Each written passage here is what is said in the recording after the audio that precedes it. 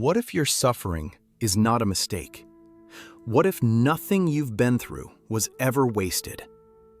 More than 1,500 years ago, the first Zen Patriarch, Bodhidharma, gave a teaching so precise, so uncompromising, that it still unsettles us today. Not because it is complex, but because it is painfully direct. This is neither a sermon nor philosophy. This is a mirror, one in which you can see the true nature of the mind.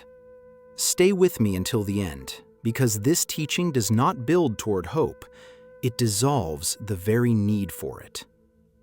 Let us begin where all paths begin, with suffering. The Patriarch said, "Every suffering is a Buddha seed, because suffering impels mortals to seek wisdom. But you can only say that suffering gives rise to Buddhahood. You can't say that suffering is Buddhahood. Your body and mind are the field. Suffering is the seed, wisdom the sprout, and Buddhahood the grain. The Buddha in the mind is like a fragrance in a tree.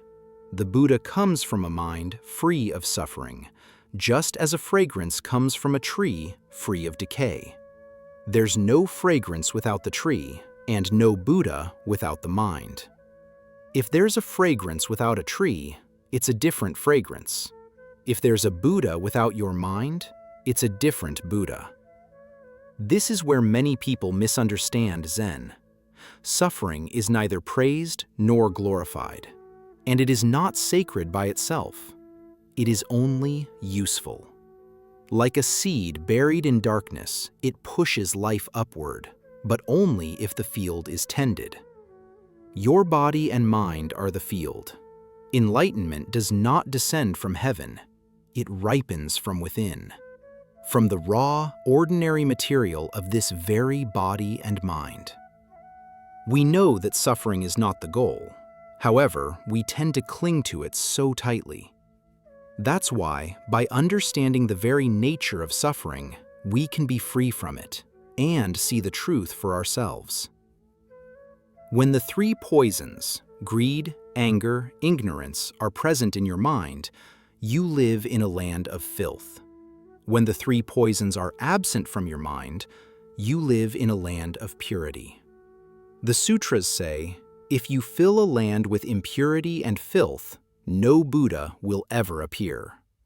Impurity and filth refer to delusion and the other poisons. A Buddha refers to a pure and awakened mind. Heaven and hell are not destinations. They are mental climates. The same room, the same job, the same life, experienced through greed, anger, and ignorance, it becomes unbearable. Remove those poisons, and the Buddha land appears. Nothing external needs to change. The Patriarch continued, "There's no language that isn't the Dharma. To talk all day without saying anything is the way. To be silent all day and still say something isn't the way. Hence, neither does a Tathagata's speech depend on silence, nor does his silence depend on speech. Nor does his speech exist apart from his silence. Those who understand both speech and silence are in samadhi. If you speak when you know, your speech is free. If you're silent when you don't know, your silence is tied. If speech isn't attached to appearances, it's free. If silence is attached to appearances, it's tied. Language is essentially free. It has nothing to do with attachment, and attachment has nothing to do with language. Being silent doesn't make you wise. Speaking doesn't make you shallow. You can speak endlessly and still express truth. Likewise, you can sit silently for years and still be trapped. Freedom isn't about how you behave outwardly. When speech arises from clarity, it liberates. When silence arises from fear, it imprisons.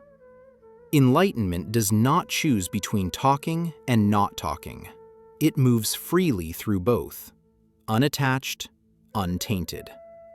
Also, reality has no high or low. If you see high or low, it isn't real. A raft isn't real, but a passenger raft is. A person who rides such a raft can cross that which isn't real. That's why it's real. Even teachings are like rafts, not ultimately real, yet indispensable. Their value lies in function, not permanence. A raft matters only while crossing the river. Truth is not an object to possess, but a movement that carries you beyond illusion. What works to free you is real enough. What binds you, no matter how exalted it appears, is not. According to the world, there's male and female, rich and poor. According to the way, there's no male or female, no rich or poor. When the goddess realized the way, she didn't change her sex. When the stable boy awakened to the truth, he didn't change his status. Free of sex and status, they shared the same basic appearance. The goddess searched 12 years for her womanhood without success. To search 12 years for one's manhood would likewise be fruitless. The 12 years refer to the 12 entrances. The way does not erase identity. It renders it irrelevant. Awakening does not require social elevation or bodily transformation. Nothing external needs correction.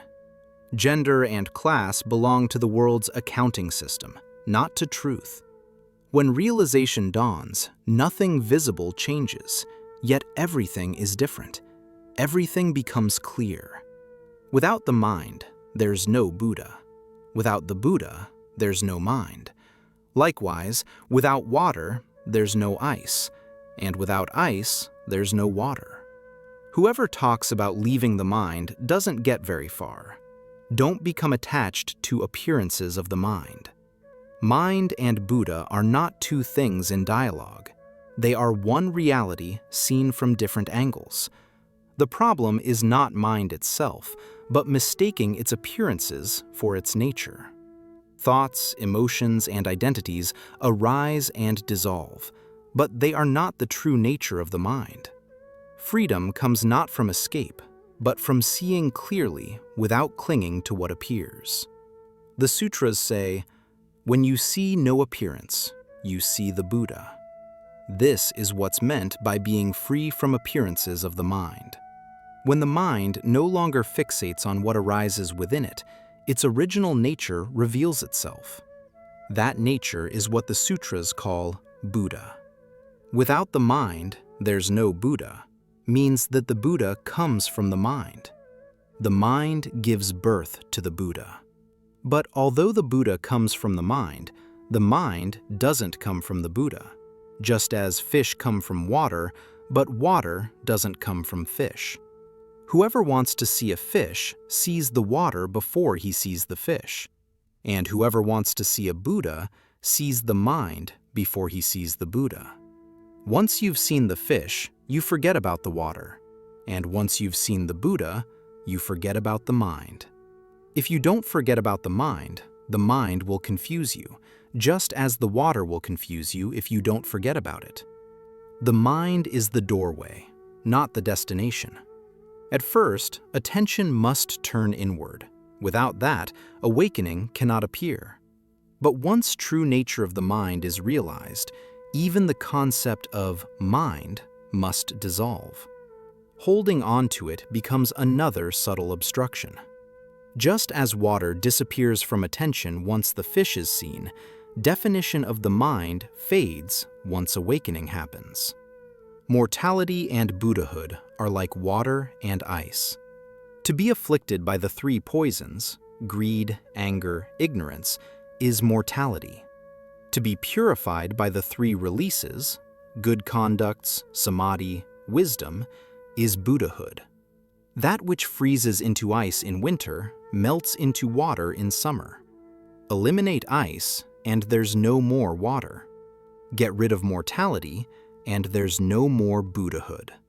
Clearly, the nature of ice is the nature of water. and the nature of water is the nature of ice. And the nature of mortality is the nature of Buddhahood. Mortality and Buddhahood share the same nature. It's only because of the delusion of differences that we have the words mortality and Buddhahood. When a snake becomes a dragon, it doesn't change its scales. And when a mortal becomes a sage, he doesn't change his face. He knows his mind through internal wisdom and takes care of his body through external discipline. Bodhidharma makes a radical claim. Samsara and enlightenment are not opposites, but phases of the same substance. The difference lies in condition, not essence.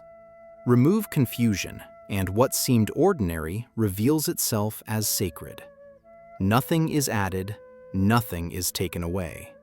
The true nature of the mind remains unchanged. Mortals liberate Buddhas, and Buddhas liberate mortals. This is what's meant by impartiality. Mortals liberate Buddhas because affliction creates awareness, and Buddhas liberate mortals because awareness negates affliction.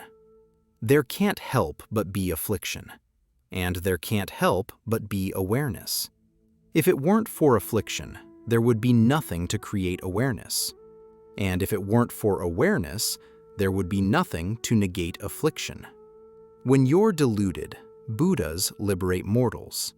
When you're aware, mortals liberate Buddhas. Buddhas don't become Buddhas on their own. They're liberated by mortals. Buddhas regard delusion as their father and greed as their mother. Delusion and greed are different names for mortality. Delusion and mortality are like the left hand and the right hand. There's no other difference. When you're deluded, you're on this shore. When you're aware, you're on the other shore. But once you know your mind is empty and you see no appearances, you're beyond delusion and awareness. And once you're beyond delusion and awareness, the other shore doesn't exist.